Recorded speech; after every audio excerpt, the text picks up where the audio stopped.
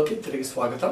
Revenue పరంగా ఉన్న అడ్డంకులను తొలగించి పేదలకు విశాఖపట్నం తరహాలో గుంటూరులో కూడా గృహ నిర్మాణాలు చేపట్టేందుకు అధికారులు అన్ని చర్యలు తీసుకోవాలని పశ్చిమ ఎమ్మెల్యే మోదుగుల ఆదేశించారు.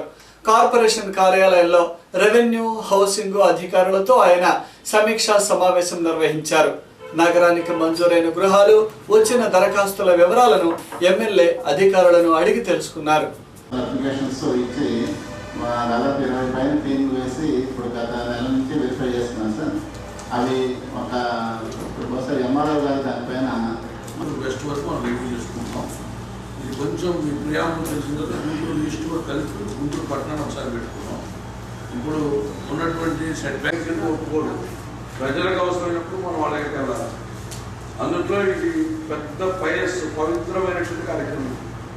ఇళ్ళు అనేది అందరికీ నా నమస్కారం. గుంటూరు పట్టణంలో అత్యధికంగా అంటే 11,800 ఇళ్ళు సొంత స్థలాలు ఉన్న వాళ్ళకి ఇల్లు కట్టు అయిపోయింది. అంతా గవర్నమెంట్ ఆగమేఘాల మీద 15,000 రూపాయల చొప్పున ఇంట్రాకి గ్యాప్ అంటే ఉన్న ఖర్చుకి పలుకున్న ధరకి మధ్యలో 15,000 రూపాయలు కేటాయించారు. దాన్ని ఈరోజు అగ్రికల్చర్ ఆఫీసర్స్ కూర్చొని ప్రకటన మొదలేసేస్తున్నారు. అట్లా ఈరోజు 11,800 ఇళ్ళు మనం శాంక్షన్ చేసుకున్నాం. వాటిని కట్టుకోవడానికి ఏమైనా ప్రాబ్లమ్స్ ఉంటే ఆ ప్రాబ్లమ్స్ అర్థించే కమక్రాస్ చేయాల్సిన బాధ్యత మన మీద వస్తుంది. అందుకని ఏ ఒక్క ఇల్లు మునిగిపోవడానికి ఒప్పుకోరు ప్రభుత్వం చంద్రబాబు నాయుడు గారు. అదే ప్రతి ఇంటిని మనం సాధించుకోవాలంటే మీకున్నటువంటి ప్రాబ్లమ్స్ ఏంటి? ఇప్పుడు ఎంఆర్ఓ గారు వచ్చారు, ఆర్టీఓ గారు కొంతవరకు వస్తున్నారు, కమిషనర్ వస్తారు, తర్వాత మన హౌసింగ్ జిల్లాధికారి గారు ఉన్నారు, మన ఎగ్జిక్యూటివ్ ఇంజనీర్ గారు ఉన్నారు, ప్లస్ డీసీపీ గారు ఉన్నారు, ప్లానింగ్ డిపార్ట్మెంట్ వాళ్ళు. మీకు ఉన్నటువంటి చాలా స్పష్టంగా బుల్లెట్లా ఉండాలి. వరకు ఇండివిజువల్గా గురించొద్దు. అసలు ర్యాండమ్గా ఈ 11 శాంక్షన్ చేయాలంటే ఉన్న హర్టిల్స్ మనం ఏం చేయాలి ప్రభుత్వం. దీనికి ఉన్నటువంటి స్వాధీనాలు, అగ్రిమెంట్లు, ఓనర్లు ఇవన్నీ కూడా మనం పక్కన పెట్టుకొని ముందుకెళ్లాల్సిన బాధ్యత ఉంది. దీనివల్ల ఇప్పుడు 11,000 ఇళ్ళు రావడం వల్ల రాబోయే రోజుల్లో అద్దెలు కూడా తక్కువ పరిస్థితి ఉంది. ఈరోజు ఇళ్ళు తక్కువ ఉండటం వల్ల విపరీతంగా చిన్న చిన్న మిర్చి ఆటో కార్మికులు కూడా ఈరోజు 3, 3,500, 4,000 రూపాయలు రేట్లు కడుతున్నారు. కార్మికులు ఏదో బస్తాలు మోసేటువంటి వాళ్ళు కూడా 4,000 రూపాయలు అద్దె కడుతున్నారు. అందుకని వీటి వల్ల ఉన్నది. రెండవది, కొత్తగా ఈ 900 హౌసెస్ ఏదో కొత్తగా వస్తుంది టెండర్స్ గుంటూరులో. ఆ 900 హౌసెస్లో మా ఓల్డ్ రూల్స్ ఏంటి, దానికి ల్యాండ్ ఎక్కడ ఐడెంటిఫై చేశారు. ఆ 900 అపార్ట్మెంట్ 900 మంది 9,900 9,000 ఇళ్ళు వస్తున్నాయి కొత్తగా అపార్ట్మెంట్స్. ఆ 9,000 ఎవరు అర్హులు, దానికి మీరందరూ ఎట్లా పెట్టుకోవాలి అప్లికేషన్స్ అనేది కూడా సెకండ్ ఫేజ్. ఫస్ట్ ఫేజ్ మటుకి హెచ్ఎఫ్ఏ 30 గజాలు, 30 గజాలు, 40 గజాలు ఉంది. అది ఒకసారి మన హౌసింగ్ పీడీ గారు మనకి ఎక్స్ప్లెయిన్ చేస్తారు. మీరందరూ ఎవరైతే మాట్లాడకుండా వాళ్ళ చేతులు ఎత్తండి, ఇట్లా ఎత్తితే తెలుస్తుంది. జిల్లాలోని ప్రభుత్వ పాఠశాలల్లో విద్యార్థుల సంఖ్యను పెంచేందుకు ప్రభుత్వం చేపట్టిన మన ఊరు మన బడి కార్యక్రమాన్ని విజయవంతం చేయాలని డిఈఓ రఘుకుమార్ ఎంఈఓలను ఆదేశించారు. పాత బస్టాండ్ సెంటర్లోని పరీక్షా భవన్లో ఎంఈఓలతో ఆయన ప్రత్యేక సమావేశం నిర్వహించారు. జిల్లా వ్యాప్తంగా ఉపాధ్యాయులు వేసవి సెలవుల్లో వారి వారి ప్రాంతాలు, గ్రామాల పరిధిలోని ప్రభుత్వ పాఠశాలల ప్రగతిపై ప్రచారం చేయాలని డిఈఓ సూచించారు.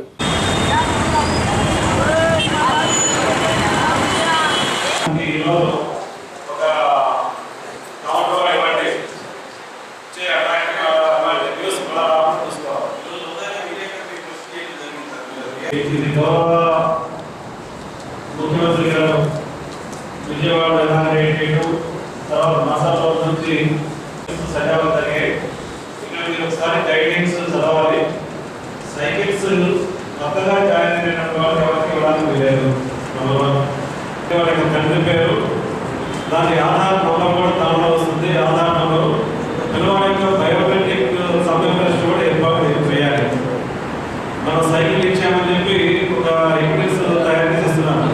ఆ ఎక్విడెన్స్ పనికిరాదు. మీకు ఆల్రెడీ మీకు ఇచ్చినటువంటి సర్టిఫికేట్లో ఉంది. ఈరోజు ఈ యాప్స్ ఒకటి డౌన్లోడ్ చేసుకొని దాంట్లో మనం అప్లోడ్ చేయాలి. అది సిఎస్ఐకి ముఖ్యంగా 4 రకాల ఐటమ్స్ ఉన్నాయి. పిల్లవాడి పేరు ఆటోమేటిక్ వస్తుంది. ఆధార్ నంబర్ కనుక దీనికైతే ఆధార్ నంబర్ వస్తుంది. 9th క్లాస్ వాళ్ళు కాబట్టి అందరికీ ఆధార్ నంబర్, ఆధార్ టికెట్ ఉంది. మూడవది బయోమెట్రిక్ సిస్టమ్, దానికి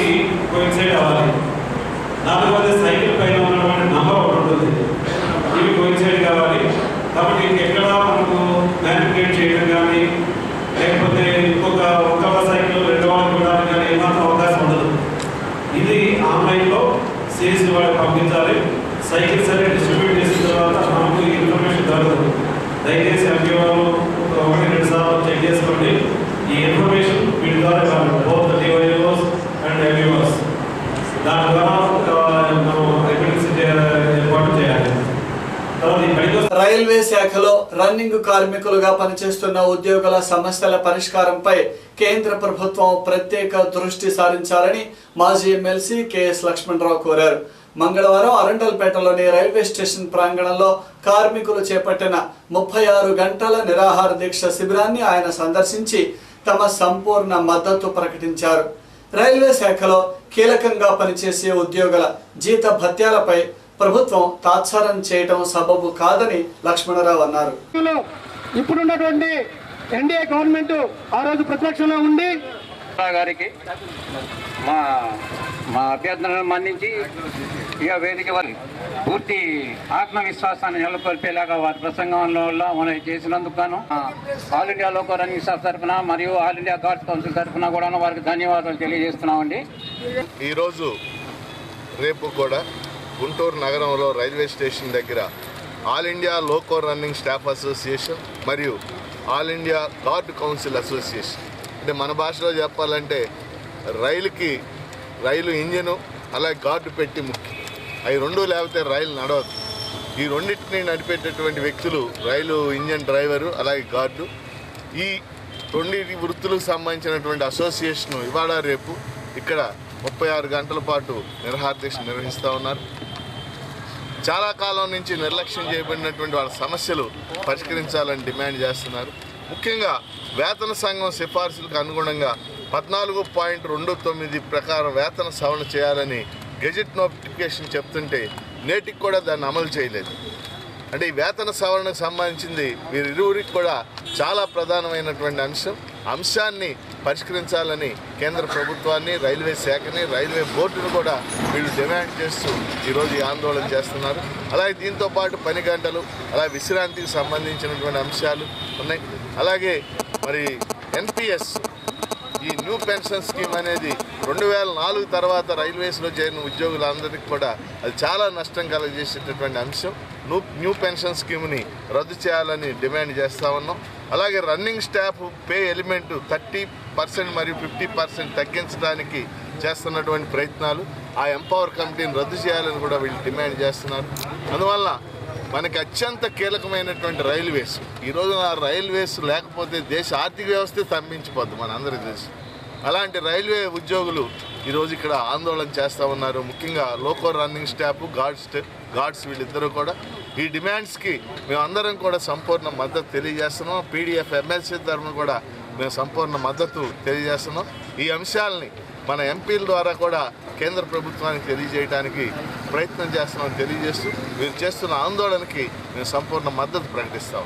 దేవాలయాల్లో పనిచేస్తున్న అర్చక స్వాములకు 10,000 రూపాయల కనీస వేతనం చెల్లించాలని దేవాదాయ శాఖ ఏఓ శ్రీనివాసరావు దేవాలయాల కమిటీ సభ్యులను ఆదేశించారు. మంగళవారం కొత్తపేటలోని దేవాదాయ శాఖ కమిషనర్ కార్యాలయంలో అర్చక స్వాముల సమస్యల పరిష్కారం కోసం నిర్వహిస్తున్న గ్రీవెన్స్ సెల్ కార్యక్రమానికి ఏఓ హాజరయ్యారు. శాఖాపరంగా అర్చకులకు అన్ని విధాలుగా అండగా ఉంటామని ఆయన మీడియాకు వివరించారు. కమిషనర్ గారు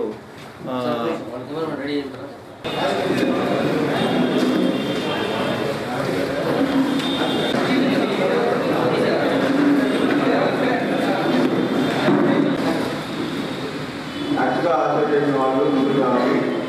టెంపుల్ ఆంధ్రప్రదేశ్ వాళ్ళు వచ్చారా?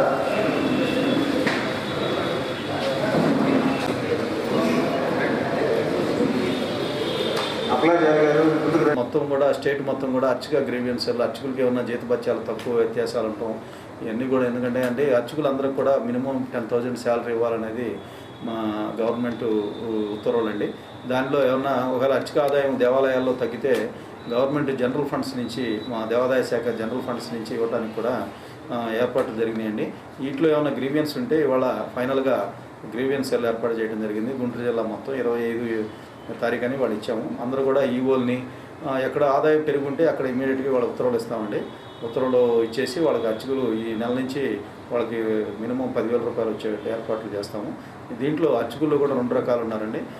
వీళ్ళు దేవాలయ భూములు చేసుకుంటా వాళ్ళ వంతులు చేసుకుంటా ఉన్నారు. వాళ్ళకైతే ఏమి ఎలాంటి ఉండవండి. ఈ జీతాల మీద ఇచ్చేవాళ్ళ మట్టుకి ఇవాళ అందరూ గ్రీవెన్స్ సెల్ ఏర్పాటు చేస్తాం. వాళ్ళే కూడా ఏమన్నా ఆన్లైన్లో చేయటం కానీ ఏమన్నా ఉన్నా కానీ ఆ అర్చకుల గ్రీవెన్స్ కూడా ఇవాళ తీసుకుంటాం.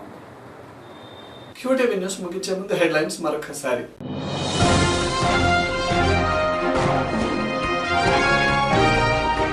అంతర్రాష్ట్ర దొంగను అరెస్టు చేసిన రూరల్ పోలీసులు.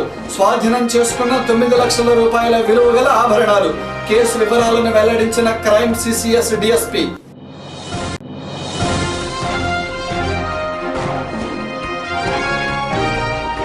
వృత్తి శిక్షణ కోర్సులలో ప్రావీణ్యం సంపాదించండి. ప్రభుత్వం నిర్వహిస్తున్న జాబ్ మేళాను సద్వినియోగం చేసుకోండి. జిల్లా ఉపాధి శాఖ డిప్యూటీ డైరెక్టర్ మంజుల.